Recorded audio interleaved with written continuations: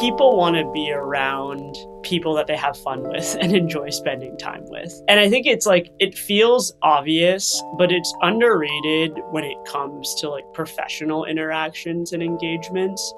I think something that we learned quickly is like being personable, being curious, being friendly, being grateful with the people you work with professionally, like actually goes like a really long way in developing that relationship and maybe like getting selected for something that someone else didn't because you treated them that way.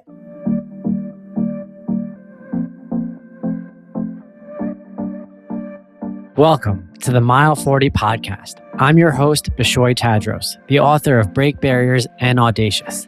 And I invite you to join me as I engage with guests to discuss those bounce back moments that we encounter on our personal journeys. Mile 40 is a forum to learn about how athletes, professionals, and leaders of all backgrounds stare down moments in life where the only option is to rise up. The Mile 40 podcast strives to remind listeners that the comeback is always greater than the setback. Welcome back to another episode of the Mile 40 podcast. Thank you all for continuing to tune in. I greatly appreciate it. If you haven't already, please be sure to hit subscribe if you're listening on Spotify, Apple Podcasts, YouTube. Check out the show notes, pick up a copy of Break Barriers or Audacious. Today, I have two very special guests. Elan, Halpern, and Kiki Couchman are on a mission to heal America's gut through real whole foods. Sour milk has all the probiotic benefits of a supplement, but in the form of a thick and creamy dairy yogurt packed with protein and healthy fats. The two co-founders are joining me today. Thank you both for being here with me. Thank you so much for having us. I really, really appreciate it. As the audience knows, this is a very special opportunity to interview co-founders. So we're going to get to know you both a little bit on a personal level, and then we're going to figure out at what point your lives came together, and then also dig into how the both of you have not only taken on this journey with sour milk, but have combined heads, hearts, and lived experiences to navigate what life has thrown at you during this journey. So Kiki, I'll start with you. Just some background. Tell me where you're from. Tell me a little bit about your life before sour milk, just so we can get to know you a little bit more personally. Yeah, totally. Well, I grew up in Northern California. I grew up in Sonoma. So most people know it actually as wine country. So small town, 10,000 people, very like Americana, I would say, in the upbringing.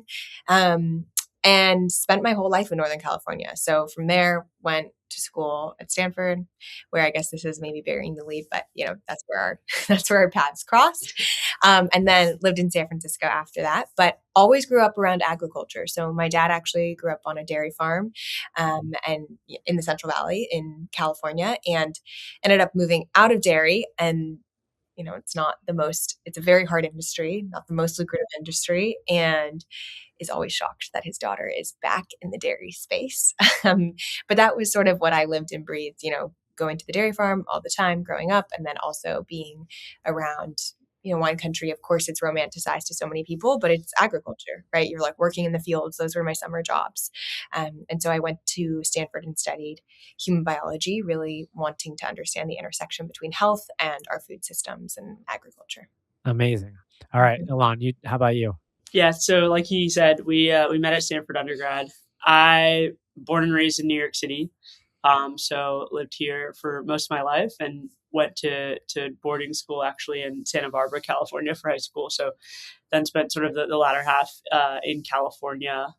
Studied computer science at Stanford, so was always sort of tech pilled and thought I wanted to do something and build something in software. After graduating, I went on to be a product manager at a Web3 startup that was in sort of hyper growth 2020 to 2025, 2024-ish. And so really was focused on the tech space. I was also an athlete at Stanford, which was sort of a big part of my time spent there. What did you play? I was on the rowing team. Okay, amazing. Lots of early mornings. Yeah. I love that. All right, question for both of you, and either you could answer first. Put yourselves back to the 10-year-old versions of yourselves. What did you guys want to be when you grew up? Okay. I always wanted to be a teacher. Always. Like, actually, I remember like a little baseball card that we made of ourselves, of our school picture when I was in third grade, and it said teacher. So I never thought that I'd be running a yogurt business, but something that I think about a lot is so much of what I do on social media is in a form teaching, sharing about what we've learned, sharing to other young entrepreneurs, like what the 0 to 1 journey looks like and what we've learned throughout our time, even our short tenure as, 1-year-old founders. And so I've actually found so much joy in that and didn't really realize that would be part of the JD of this. I love that. All right. Yeah. How about you?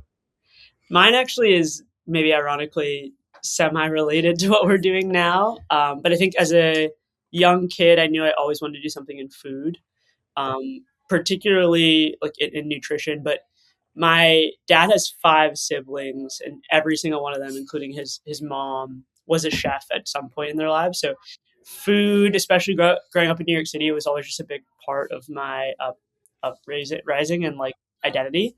But I like distinctly remember sitting down at like our desktop computer when I was super young and looking up like the salary bands or like the, the expected salary of like a nutritionist or like someone who owns restaurants and works in food.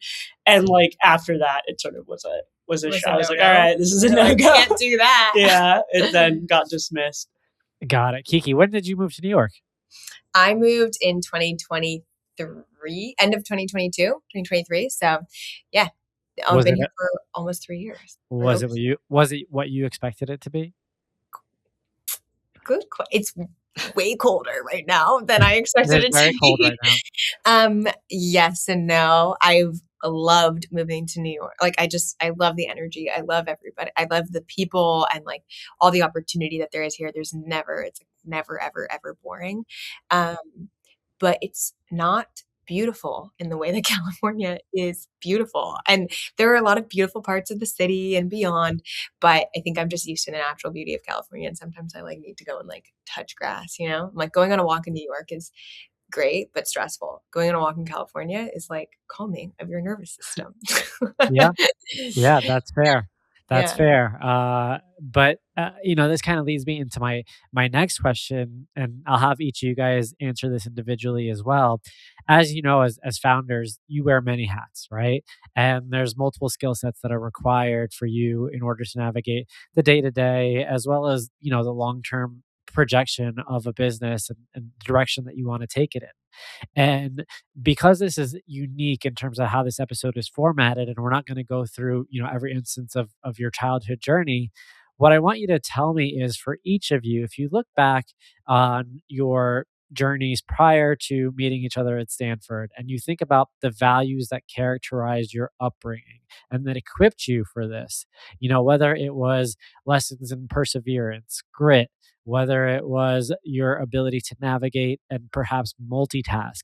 Talk to me a little bit about where you feel life equipped you before you met each other, just so we can get to know you a little bit further.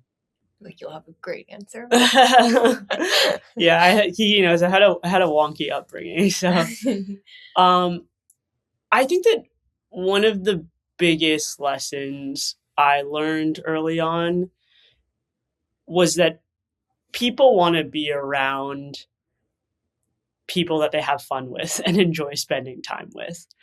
And I think it's like it feels obvious, but it's underrated when it comes to like professional interactions and engagements. I think something that we learned quickly is like being personable, being curious, being friendly, being grateful with the people you work with professionally, like actually goes like a really long way in developing that relationship and maybe like getting selected for something that someone else didn't because you treated them that way.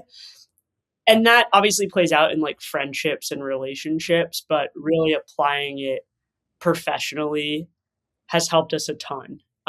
Especially being in a business that's so reliant on people relationships. Like we're not a computer or a login screen that you have to enter. It's really physical and really in person. Absolutely. Yeah, go ahead. Yeah, I think it's actually, for me, it's like there is something you can learn from everyone, and there is a connection or a similarity that you can find with anyone. And I think about that in terms of my upbringing. My dad, as I mentioned, is from like the Bible Belt of California, white dairy farmer type. And my mom is Chinese, and she's from San Francisco and a very liberal upbringing. And they could not be from two more different worlds. And similarly, growing up in like an agricultural town, you're going to find a lot of different types of people, the people who work the fields and the people who own the fields and the people who are incredibly conservative and like rural and the people who are not and commercial and all those things. And I think it's always taught me that there's like a bridge to be built and there's like respect to have with every single person and the interaction you have with them. And I think about that all the time now as people, I mean, I worked in private equity before this, and coming from a world like Stanford and private equity, it's different types of people that I've been surrounded by. Everyone, for lack of a better word, have all been like, part of an elitist type group. And now we are working in like, frankly, like a blue collar industry, right? Anything that you're making goods and physical goods and trying to bring them from one place to another, you're interacting with folks that, I have never professionally interacted with. And so that's been, I think, made the world of a difference to sort of, meet everyone. And it doesn't matter what your CV is, right? It's just who you are in that interaction. And there's common ground to be found. And there's also something to learn from each person too. I love that. And I'm sure we're going to get into this, but I think that's the perfect segue into the dynamic between the both of you. I mean, look, we know you met in college, and we're going to talk more about how you guys met and how you've evolved to where you are today. But I think that it's fair to say the odds on a relationship forming, during those really critical years to ultimately developing into what it is today and lasting. Not to say that it's perfect. I'm sure you guys will tell me it's not perfect at times. It speaks a lot to your unique foundation separately. Because I think both of you have to come in as really, solid individuals in order to form the partnership that you have now. So let's talk really quick about college. How did you guys meet in college? We actually met in a class at first. So we were both taking this class. This is a part of Kiki's major, and I was taking it for fun. It was a nutrition class taught by a professor at Stanford named Christopher Gardner, who has gone on to do some really awesome studies that we've looked at and pulled into for sour milk as well. And we sat next to each other and kind of bonded over our shared passion for food and health systems and sort of how it affects us socially and dynamically. And I think we like did a class project together. Kiki always tells this story that like at the time I've done a lot of like health hacks. so many health hacks. She's like always patient zero on every health hack you could imagine. Yeah. And at the time, the thing that I was trying out during that period was bulletproof coffee. Okay. Which do you know what bulletproof is? I vaguely remember this, but it was oven era. It was oven era. Yeah. Please tell us more. Yes, you take coffee, you try and get like single origin organic coffee, and then you blend it with grass-fed butter, organic grass-fed butter, and MCT oil. Yep, and this is going to clear out your system, right? Yeah, what's that? It's going to clear out your system? It's more to help you enter a state of ketosis. Or stay in a state of ketosis. And stay in a state of ketosis. So, and it's really like, supposed to be really good for mental clarity, and your brain thrives off of fat for fuel and ketone. So anyhow, at the time I was trying this, I was drinking this, do these long fasts and use bulletproof coffee as a way of remaining in ketosis after that fast. And yeah, this phase didn't last, by the way. No, but that's how we bonded. Is like she was drinking this crazy coffee. I'm like, what are you drinking? And then I ended up trying it. And then she would always bring different concoctions every morning. And every class we would sit next to each other. So that's really how we became friends. And then obviously we like continued on beyond that. We actually, we lived together. Yeah. After graduating. Not now. You graduated? Yeah, we graduated in 2020, and then we lived together for 2 years in San Francisco. Okay. She's blowing her nose. Sorry. It's okay. I was blowing my nose a lot. I have actually a tissue in my hand.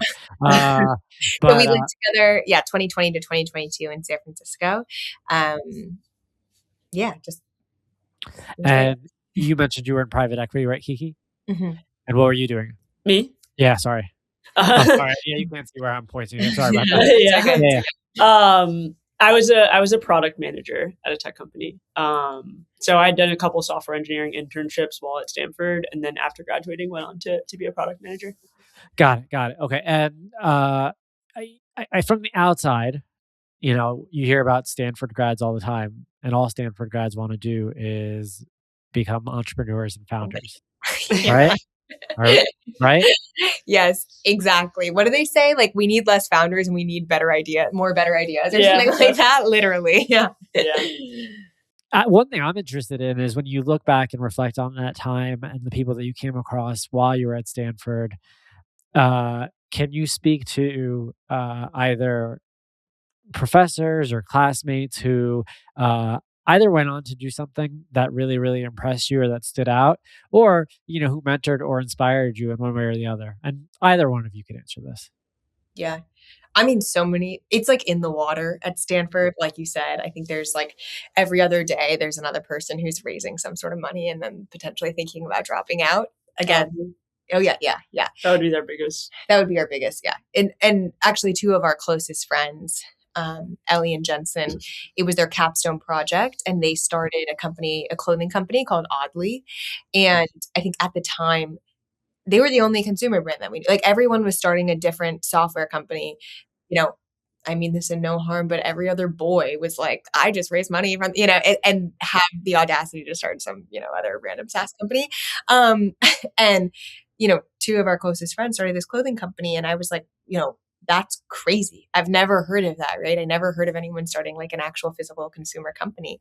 But they've sort of been our like guiding light and main inspiration. And when we were thinking about starting Sour Milk, we didn't really have like other role models in the space, so to speak. And they were like some of our biggest. And they're honestly like in my group chat of 11 girlfriends from Stanford. And so having them as people to sort of show that, oh, you can build a community, you can build a following, you can build this really amazing, piece of clothing or like physical item that actually has a bigger brand than itself. And, really cult like following has been like really awesome for us. And also redefined what a founder means. Like it doesn't just mean some, hacker in the basement Yeah, or, yeah, yeah. or, somebody who gets funded by Peter Thiel and drops out. Like it also can mean building a life that is meaningful for yourself and for other people and being able to provide value for them, not just in the form of like SaaS, but in a different form. So. You had mentioned the elitist influence throughout that time, and it's fair. It's a fair call out. Talk to me a little bit about, just so I can understand and the audience can understand, navigating that kind of world, I guess, number one. And number two, more so educationally for me, can you talk to me about the male-female ratio at Stanford? I mean, it's probably 50-50. But I would say it's for sure 50-50. That's and maybe even like 60-40 women, men. But Okay. when I mentioned the founder thing, I think there's still a huge discrepancy in the amount of women that are funded versus Oh men. yeah, under 1,000%. You're absolutely sure. yes. And so like it is like Elan was not kidding. Like she was like probably like the number one, girl in our Stanford class that was always courted as like the next software founder, at all these dinners and all these cohorts and everything. But like, that's because every other boy we knew was like already doing it, or already had, again, like it takes bravery and courage to do it. And I think that for me, it's like, I never felt like I would be the type of person who would start a company that would bet on myself to do that. I felt like I needed to work in private equity to learn the skills to then potentially go do the next thing and then the next thing and the next thing. But it was never like, I'm about to be a founder. Yeah. And I think something that we've come to learn and realize is, especially coming out of Stanford, generally speaking, there's like two types of founders. Number one is a founder who wants to be an entrepreneur at all costs. And they're basically willing to work on any product, any idea, any space, as long as it finds product market fit. And I think a lot of the Stanford founders fall into that category. Well, they'll just like go all in and iterate and iterate, and iterate. It doesn't matter what the problem space is. And then I think the secondary type of founder is one that has stumbled upon a problem that it just so happens no one else is working on. And so you feel, compelled to then work on that problem and start a company around it. And Kiki and I fall into the latter group, not the former. So we weren't the founders that were like, okay, Kiki, what are we going to do? Like, what's our idea? It was very much like we saw this opportunity and we saw white space on the shelf in the gut health space, in the food space, and sort of being able to bridge those two things we care a lot about together, and decided to take a stab at working on it. But it wasn't like we sat down and were like, we want to be founders. What should we Yeah. start? Yeah. No, that's fair. Go ahead, Kiki. You're about to say something? Yeah, the one thing that I was going to correct was like, I don't mean like Stanford was not an elitist place. And I think that's like an important distinction. It's like there were people who have like, we were close to like insane, wealth, of course, or things like that. I actually think what puts it in the water, like the entrepreneurship, is the like scrappiness and the interdisciplinary nature of the place. And so I actually feel so grateful for the education there, because even like my major was human biology. It's like, it's not just biology. You're also learning about like, the economics of healthcare and developmental psychology, and also cellular biology, and also, physiology, and all those things together. And I think that is like part of the whole nature of Stanford. Though, of course, like I do mean they are elitist institutions, obviously. No, yeah, no. I mean, one of the things that I want to get to as we kind of build up to sour milk is the fact that, look, everyone knows statistically it's been a lot more difficult for females to get funded. Like you called it out, and it's true, and it speaks volumes to you. The work that you've done, in the fact that you've been able to get to where you are today, and you called it out yourself. Like you weren't scared. Like there's no fear. It's like once the idea was formulated and you found an opportunity, there was no hesitation there. And that's, I think, something that a lot of listeners, myself included, can find inspiration in, because a lot of people come across the ideas that they feel there's potentially something there, but then they find every reason not to move forward. Yeah, I would say that's the majority of people. In a sense of like, we all have ideas every day, and like what prevents us from going after them is obviously fear. Now, I have fear every day. So I would say Elan keeps me grounded, in the sense of just like, no, we're gonna be a big deal. One day I called her, I was like, wow, I actually think we have, this was like a few months ago. Wow, I actually think we have legs. Like, wow, people are talking about our brand well beyond us, like all these things. She's like, what do you mean? I thought this from day one, So like, we need each other to keep that. Yeah. And I think for what it's worth, is we're saying like, technically this idea did come overnight, but that overnight sort of realization happened after like 3 to 4 to 6 months of like deep thought and reflection about what we wanted to do, what sort of that looked like, why we wanted to do it, and motivations around that. So, it wasn't like we woke up one day and decided to quit our jobs and do this. It was like, holy shit, what do we want to do with our lives? And how do we want to spend this like insanely precious time that we have at this age, in this moment? And that really led to this becoming the thing that we wanted to work on. But that work that happened before was crucial to the confidence that we gained going into it. Yeah, that's a good point. Well, let's go there now. So you guys are living together in San Francisco, right? And you're both working separate jobs. Talk to me about when the idea first came about, and high level, walk me through that 3 to 6 month period as you're kind of like going back and forth on it, and ultimately get me to when the first one of you left their jobs. Yeah, so it was a long time. It was a long time. Yeah, so I guess like rewinding the clock a bit. When I was at Stanford, I sort of developed this habit of eating Greek yogurt. In part because I loved it, but because our coach would line up Greek yogurt bowls after we got off the water in the morning. It was just like a part of our breakfast. Low carb, high protein, low sugar, whatever. It was like a really good snack. And so then I just started eating Greek yogurt every day. It was just like a part of my everyday diet. After graduating, I ended up kind of discovering that I had a bunch of these gut health issues. And these manifested in a ton of different ways. There's sort of the obvious gut health thing that's like you feel bloated after you eat, no matter what you eat. And then there's like non-obvious things like brain fog, and feeling just like a lack of mental clarity, or like hormone disruptions, and like all of these other downstream things. And when I looked into all of that, I realized that all roads led to the microbiome. And so then it's kind of started to learn more about how do you fix your microbiome, what sort of goes into this, and learn the best way to heal your microbiome is by consuming probiotics. And I thought I was in the clear because I had this Greek yogurt habit, right? And I was like, okay, Greek yogurt's a probiotic food. It's fermented. I should be good. But when I sort of double clicked into the science and those bacteria strains and how Greek yogurt was made, I learned that none of it on the shelf was making a dent None of in it's my. good, and it's not enough, right? Like I remember, I don't have either of you guys read Supergut? Yes. Yeah. Look, That was okay, actually a big inspiration into sour milk as well. Like a lot of learnings that William Davis did around supergut was a feeder into this. so what I love about this is you guys are probably best equipped to talk about the lessons of Supergut in a way that like our audience can understand it because I did read it, but like, and it was way over my head. But I just realized number one that the yogurt on the shelf is not going to solve the problem. Number one, and number two, and correct me if I'm wrong, but the level of probiotics that are on the shelf yogurts is not enough, right? Like No. you Yeah. you still need like a lot more. Yeah. Uh, So there's a couple kind of factors at play here as to why that yogurt that you might be buying at the store isn't actually helping your gut. It sort of falls into three categories. Number one is a lot of the mainstream yogurts will do what's called pasteurized after they ferment.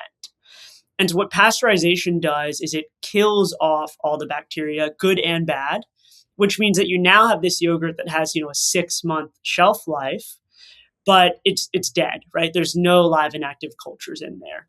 So that's kind of one category. The second category is just the cultures, and this is where most of the non-pasteurized yogurts fall into. There are two bacteria strains that are used for making yogurt. It's Streptococcus thermophilus, Lactobacillus bulgaricus. Those are the yogurt cultures. They're literally called the yogurt cultures. In order to call a product yogurt, it has to have those two cultures in it. And with most yogurt, that's where it stops. So you're just using those yogurt cultures, and they're great at making delicious, yummy tasting yogurt. They don't really do much for your microbiome or gut health. They're not like by definition probiotics. They're just the yogurt cultures. Now there are thousands of other strains that do incredible things to help support your health across the board. Um, and so that's sort of what we're incorporating. And then there's sort of a third category of yogurts that might actually use the word probiotic on the label. And generally speaking, those brands just don't tend to have enough. And that's what you were getting at. Your gut has 100 trillion bacteria in it. So if you were to, let's say the entire room that you're in is 100 trillion bacteria, in order to make a dent, you need billions and billions and billions of things. And most of these yogurts will just be millions, which is like a grain of sand in a room as compared to like a bigger dent. So, it's those three things: pasteurization, the types of cultures, and then the quantity of those cultures Got not it. being sufficient.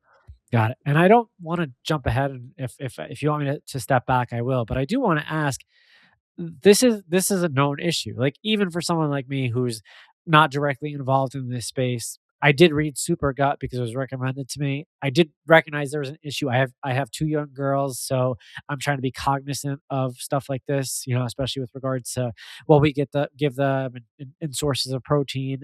Um, but one of the things, like I walked away from that book thinking, do I need to make my own yogurt? And I don't have time. And I don't have time for this. So like, I figured someone out there was going to make yogurt to help solve these problems. And here I am talking to you guys doing it. Uh, but I guess the question is, why isn't everybody else doing what you're doing? Yeah. And I think just to follow up on your point, like that's sort of what we realized too, is that this type of product would benefit a lot of people. And there's a certain subset of the population, like me being one of them, that is willing to take time out of their day to like do it themselves. But the vast majority of people who would benefit from this are not going to be able to do that. Which is where Kiki and I saw this white space of like creating a product super accessible, super yummy. Yogurt is a 92% household penetration in America. If we can just take the thing that people are already eating, but design it to be really good for you, you can actually reach a lot more people. And so to answer your question, why people aren't doing it, I think there's a couple of things. number one, it's a lot more costly, both from a time and an ingredient point of view. It's much more expensive than just making a yogurt that just uses the yogurt cultures and sort of aims to produce as much as possible as quickly as possible. If you want to build a really high potent probiotic yogurt, it takes a lot longer. It's not as efficient in terms of your production time, and those ingredients are more expensive. Um, and then the other thing is that there's kind of an expectation around like flavor profiles and texture of yogurt. Most plain Greek yogurts you can get on the shelf are going to taste generally the same. There's not a ton of nuance in it. It's like people describe it as sour or tangy.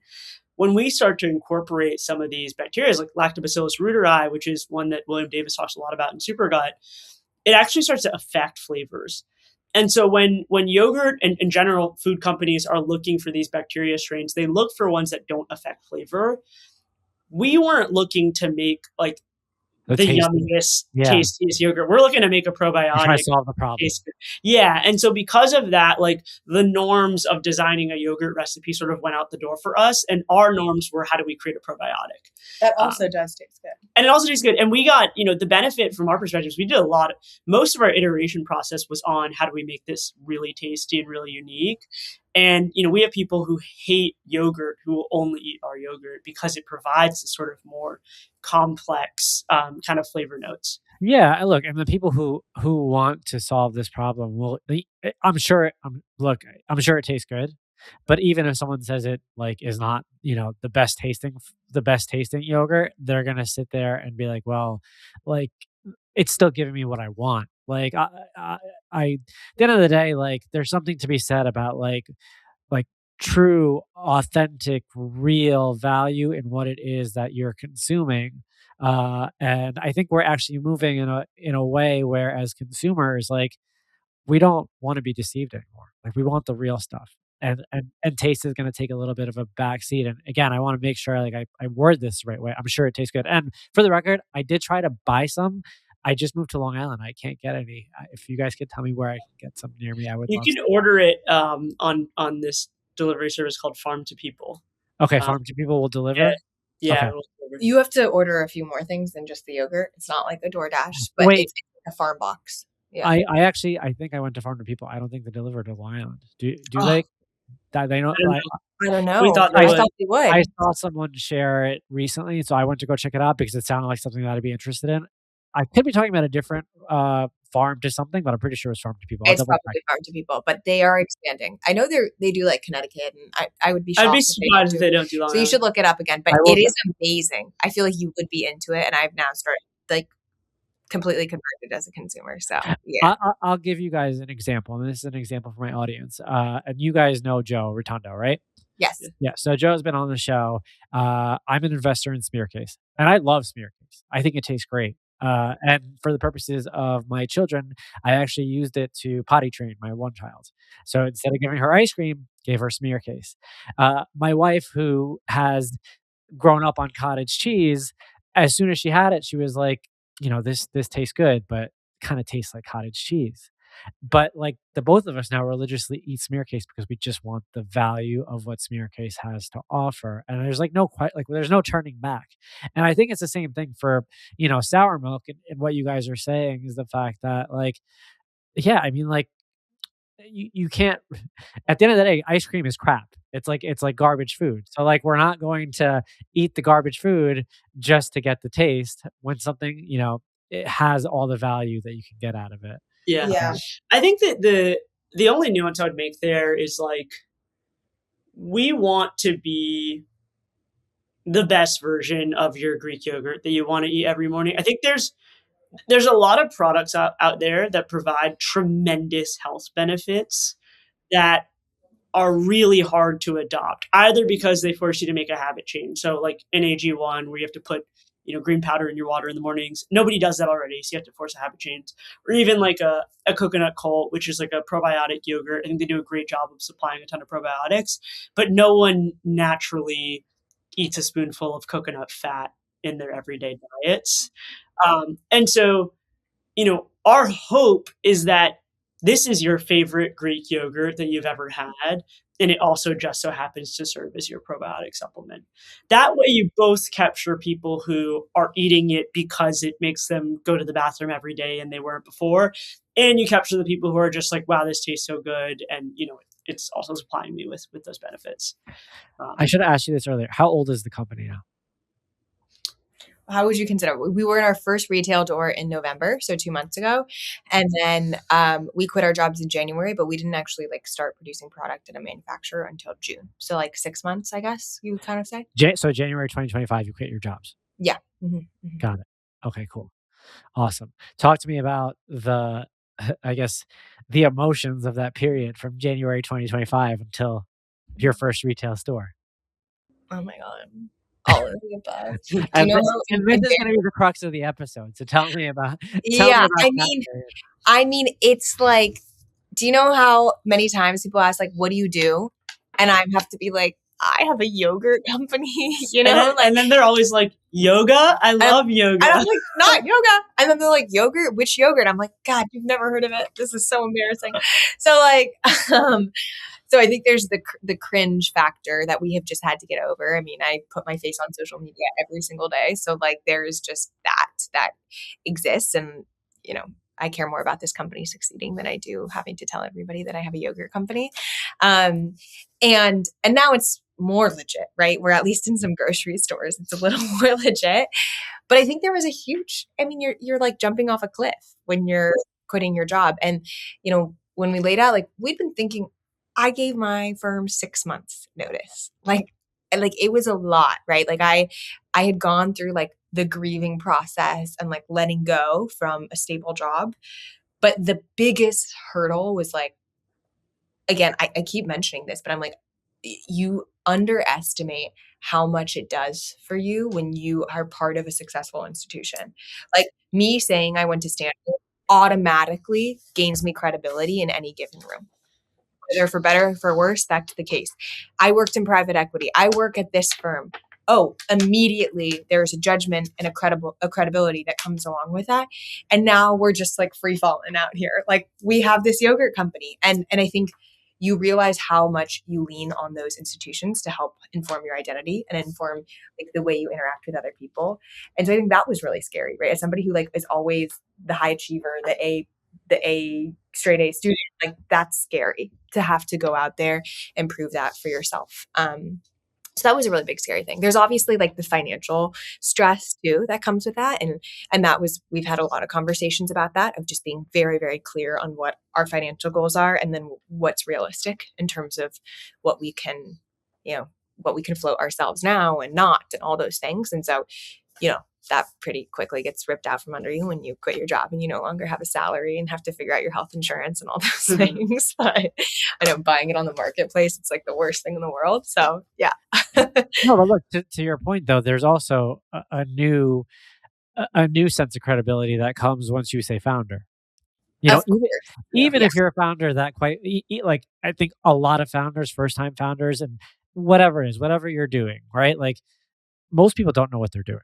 At the end of the day, like especially your first go around, you've got no idea what you're doing and you don't know how it's going to work out. And like even if you've been a founder before and you're entering a new realm, there's a whole different world of things that you don't know. But if you enter a room of other entrepreneurs and say you're a founder, all of a sudden people are going to look up at you and be like, oh, like and give you a lot of respect and totally. It's a whole different thing. Like it's just shifted like the paradigm entirely, where there's a whole new like world that's opened, community that's opened, people who want to listen and care about it. But also we haven't taken money. And I think that's another one thing about founders is like a lot of founders are given credibility because of the funds that invest in them. And like we've actively chosen not to take funding. And so not only are we just out there and we don't have any institutional support in any way. And so we really are out on a limb, the only people betting on ourselves. And I think you guys have completely bootstrapped this? Totally bootstrapped. Yeah. So far. Wow. Yeah. Okay. That was actually going to be one of my next questions, was around fundraising. So what made you guys make that decision? And I get it. I understand why, but talk to me a little bit about how you came to that decision together. Like, I think how I saw it was a couple factors. One is what do you need the money for? I think that's something that, people intuitively and immediately are like, I'm starting a company, I need to raise money. I think if you double click and say, okay, what do we need the money for? Is it to hire really expensive engineers? Like, no, like, we don't need to hire engineers. We're not a software company. Is it to put a bunch of upfront capital up because we're spinning up our own factory? Like, no, we're going to take a different strategic approach of how we actually produce. And so, what is it that we need the money for explicitly? And for us, in our case, it would be like to pay ourselves, I guess. And so what we decided to do was like take a really hard look at our personal finances and say, okay, if we didn't pay ourselves for the next 2 years, can we afford our rent? Like rent is our biggest Rent's your expense. We baseline. don't have Yeah. children right now. So like rent's the biggest thing. And so we basically like, the benefit of us for working for 4.5 years in cushy jobs before this is that we had some savings put aside that we could use to pay for our rent for the next 2 years.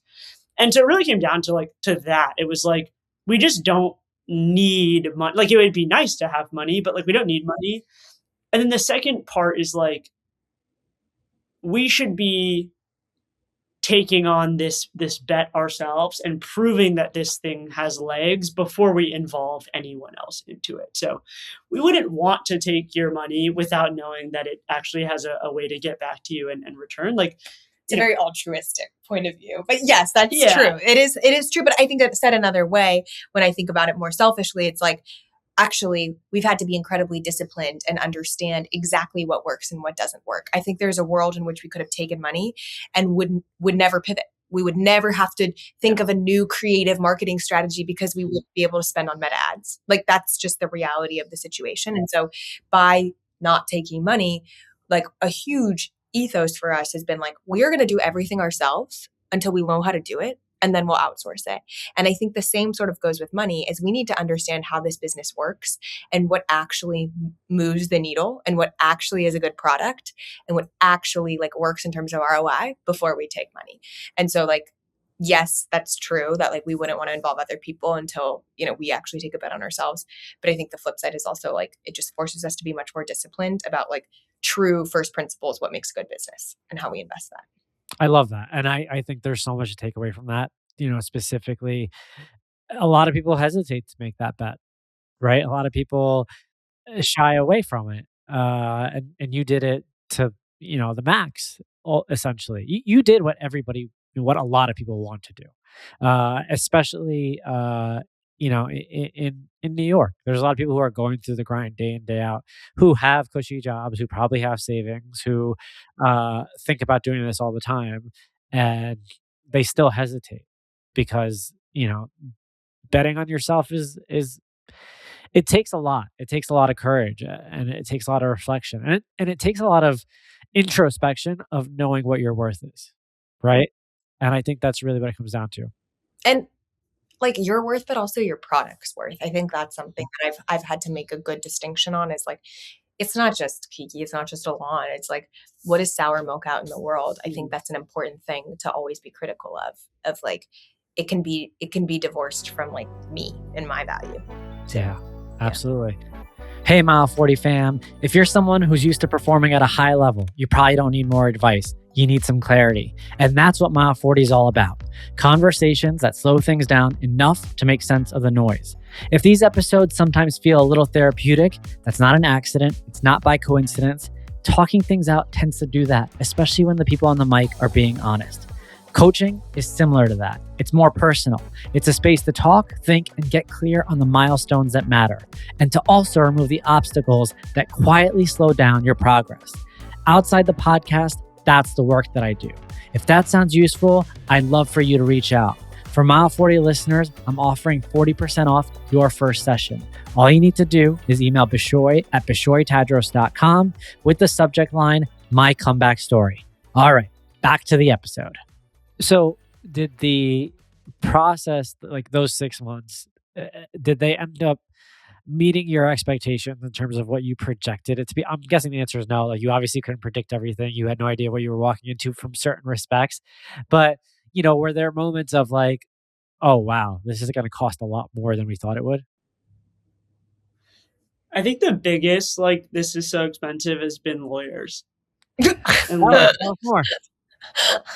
Like, it's just so, like, for every little thing, like, things Yeah. that you think are very just like, "Oh, this should take, like, 15-20 minutes," and then it comes back and it's, like, 2 hours of, like, And it's super like expensive. And thousands it's of dollars in yeah, legal fees. You're like, what the hell? We're like this big. yeah. Yeah, that's been expensive.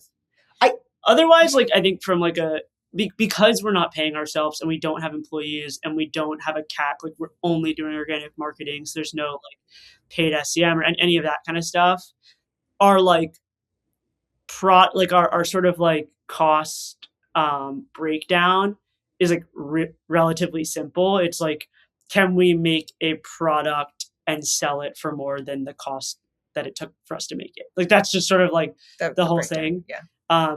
Which is why like the lawyers feel like a wrench because we're like, this is not Yeah, enough. you guys are getting in the way. So I Yeah. guess to that point, though, is the cost of the product in line with your expectations?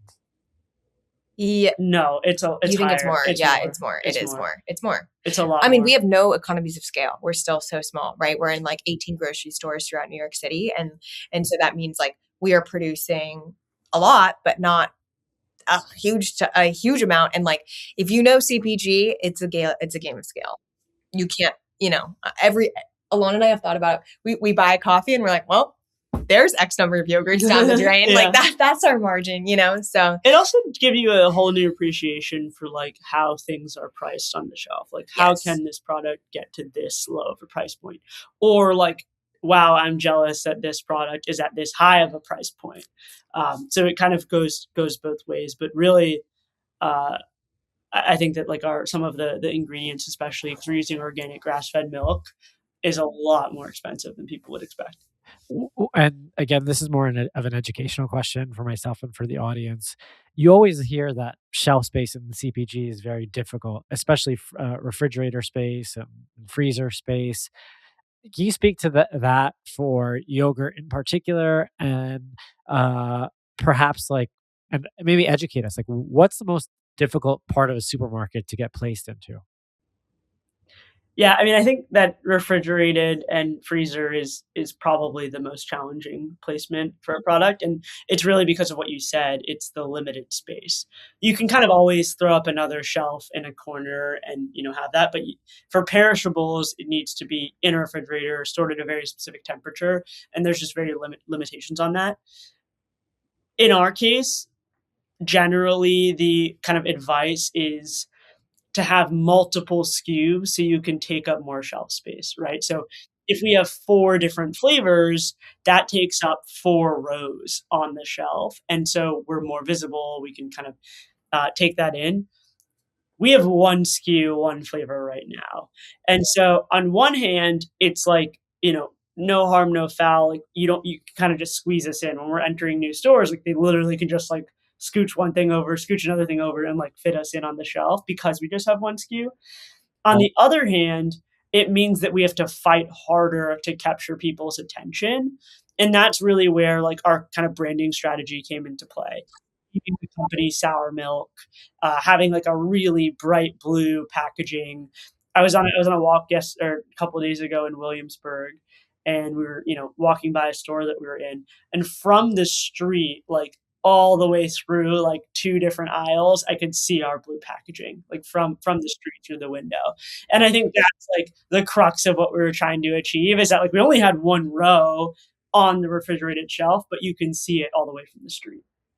On a personal level, question for both of you individually. What's been the most rewarding part of this journey so far? It's been about a year since you left your job. So, Kiki, starting with you, what's been the most rewarding part of this journey so far? I think it's so cliche, but it's like connecting with our customers, being super close to the product and the product in people's hands and watch like the way that they incorporate it into their habits and the way that they've been transformed and actually see the impact of this product in their fridges and in their bellies every single day. Like that's incredibly rewarding.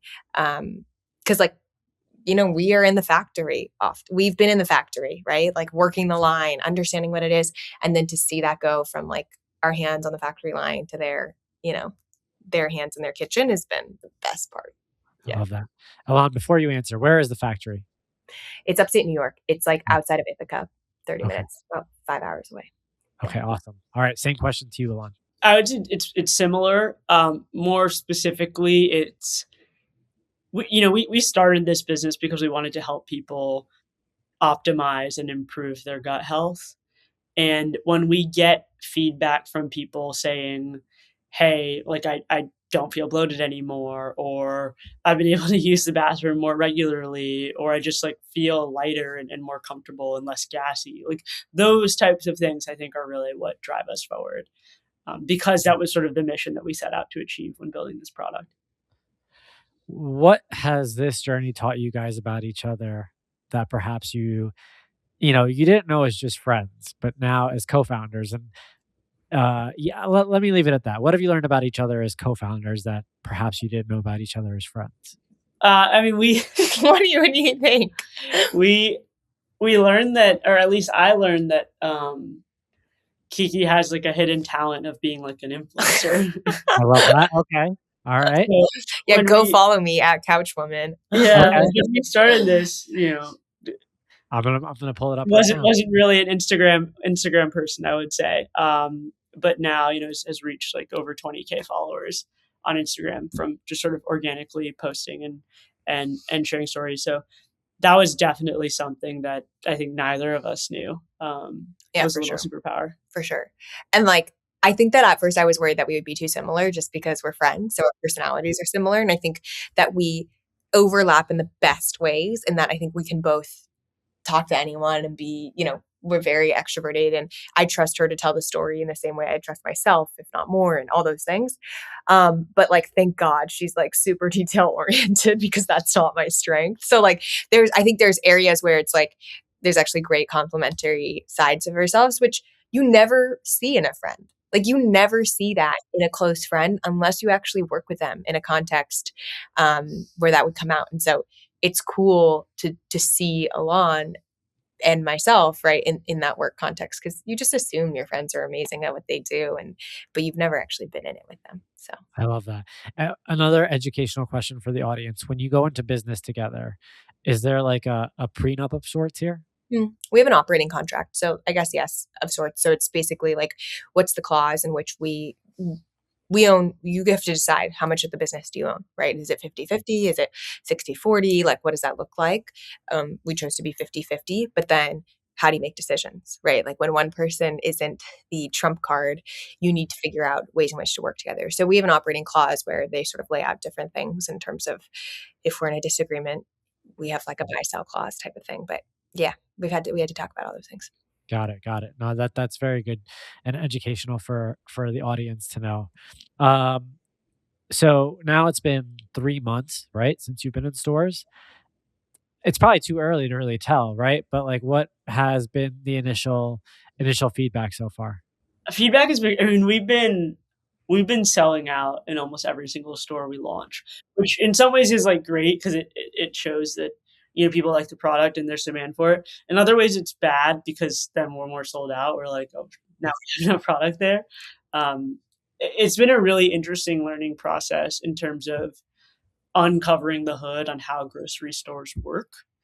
So something that we didn't know before going into this is that as a brand, you're not actually told when you sell out. Like the reasons why we know we're sold out oftentimes is because customers will go to the store and say, I tried to buy it, but you guys are sold out. And so the reorder process for most stores involves the brand themselves emailing, calling, texting the store, being like, how's inventory? Do you want us to bring it? And so that's something we learned. And now we just sort of have a system of following up, once or twice a week to every single store being like, how's inventory? Should we bring some more? Like, what does it look like? And so you have to be very proactive of it. And at face value, you're like, that doesn't make any sense. Like they're incentivized to sell as much as possible, as are we, right? Because they make money when they sell the product.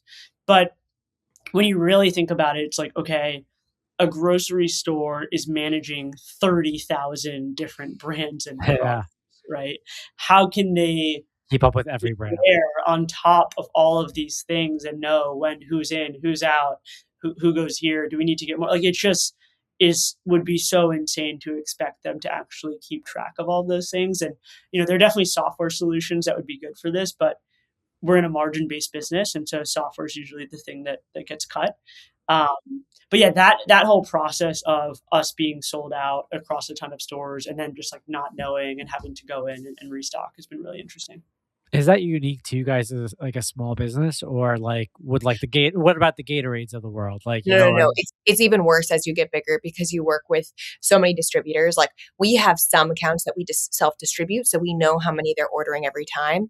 But once you're working with distributors, which we have now started working with and a lot bigger companies work with, like the orders from the grocery store are coming to the distributor, and then the distributor is aggregating them and sending you an order. Right. So you actually have no visibility. We just had a conversation with our distributor, and like we're in some stores we had no idea we were in. Because they just sent the product there and they ordered it. So that's, you pay, there's some, data sources out there called like Nielsen and Spins data. It costs $250K per year to get that data. So that's on your category. That's what it looks like. Once you're big enough, of course, you're going to buy that data because that's really important to know how well you're doing and what your customers are buying. But yeah, so. Wow. Mm-hmm. I guess I want this cleared up. I don't know if this really applies to you guys, but working with other CPG brands, the notion is that like when you get to this point where you're constantly selling out, the problem is obviously you got to keep up with the demand, so you need to continue manufacturing. And isn't that generally where a lot of founders are then finding themselves in a crunch for finances, like in terms of then having to raise? So are you moving at a pace you anticipated? And do you think about potentially getting to a place where, like, all right, like we might be in a crunch here? And like just to get in your mindset, you don't need to talk specifics, and I don't want you to talk about numbers, but I want you to kind of help us get into your heads as founders here around, do you anticipate hitting that point at some point? And how do you plan for that? So It's two a good things. problem to have, I guess. Yeah. Two things. One is our kind of strategic approach has been to go slow so we can go fast. And so this means like really regional based rollouts. We're not, taking on a national Whole Food or national Target launch, which is where you actually need a ton of upfront capital to do that production run. We're focusing on like small local chains of work. And so just like the volume for us at this scale is less necessary to like go raise a bunch of money and pay for these funds just because of the sort of intentional path that we took to growing there. And then number two is like we are going to fundraise. Like we will fundraise and then within this year for sure, so that we can then take the next jump to do those larger national scale rollouts and do those things. So right now it doesn't feel like it's knocking on our door because we're on this like very regional, slower growth path. We deeply understand our product, deeply understand who resonates with it, why they resonate with it, how quickly does it move, all of those sorts of things, and then use those insights to like a national launch where we'll have like no visibility into Colorado once it sells there, but we can have some hypothesis because of how it performed here. Got it.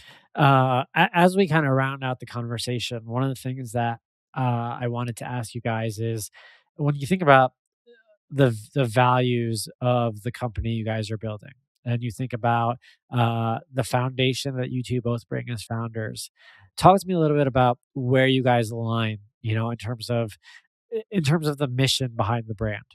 Yeah, do you want it, Jenna? Yeah, I mean, you can go. I feel like we're aligned on everything. Perfect. No. Beautiful. I mean, our mission, like from day one, has been to help people heal their guts and kind of help take a stab at America's gut health issues. That being a North Star, I think there's our like strategy for getting there can go like a variety of ways. The approach that we decided to take was to do it in a really fun, approachable, kind of mass consumer way, as opposed to a very clinical, more sterile, scientific way, so to speak.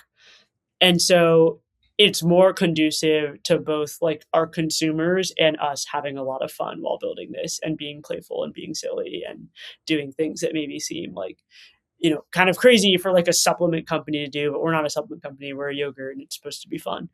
And I think that general like ethos of both being really, really good for you and a product that truly makes an impact on your health, X a product that you just like resonate with the brand. You think it's fun, you think it's playful, you just like the branding and enjoy kind of following and being a part of the story.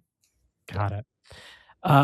Last question, and I'll have you guys answer this separately. In what ways have you surprised yourself throughout the last year? Whether it was uncovering personal capabilities that perhaps at one point you didn't know that you had, whether it's delivering on the company and a product in a way that perhaps was surprising to you with regards to your own execution, or perhaps in the fact that you can look back now and say, while you're still early in the early stages of your company, you still did it. Like, you got into the store in November. It's like, if you guys can answer those individually. Two main things. One, I'm so shocked that I actually did this. I'm like such a good egg rule follower, dorky girl that like I'm shocked that I like took the leap to do this. Very much like older daughter, firstborn energy. So I think that's like number one thing that I'm so proud of myself for doing. The second, I mean, Elan already told me this, said this, like, can't believe that I'm like, have like, I hate to say influencer, that I'm a content creator to some You extent. are. And also just like the marketing external presence. I think that's something that I never did before this, right? That was never like part of never part of my job description, never part of what I did. And so, it's like speaking on panels, doing all this stuff, like that has been a different side of myself that has been really fun and has really surprised me that I've been both good at it, but that it's also been really fun and energizing for me.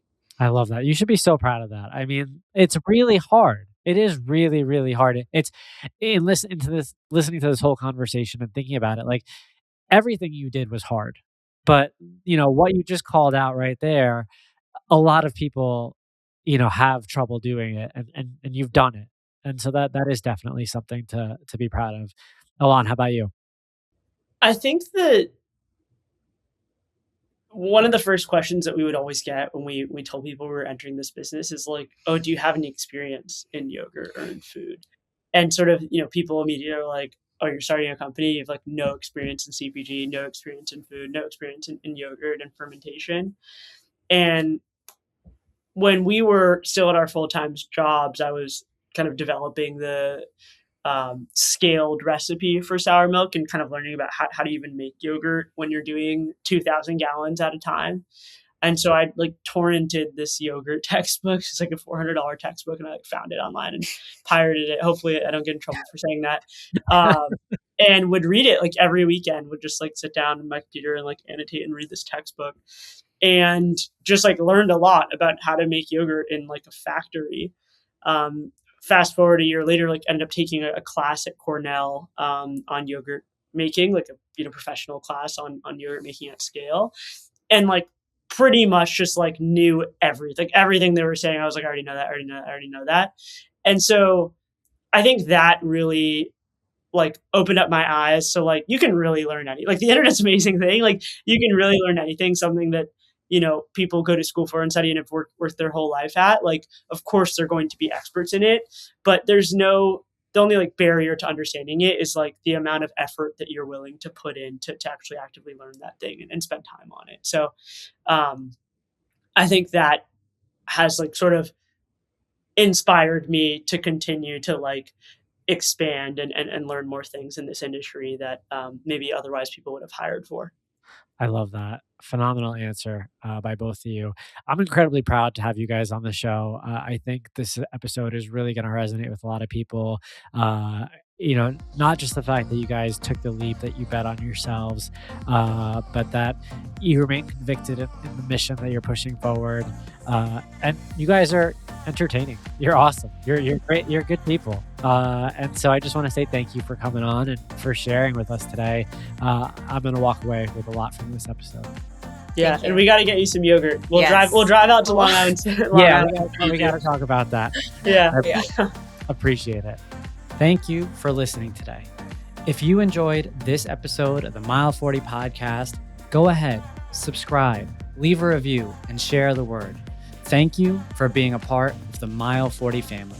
And let's unite in showing the world that comebacks are always greater than setbacks.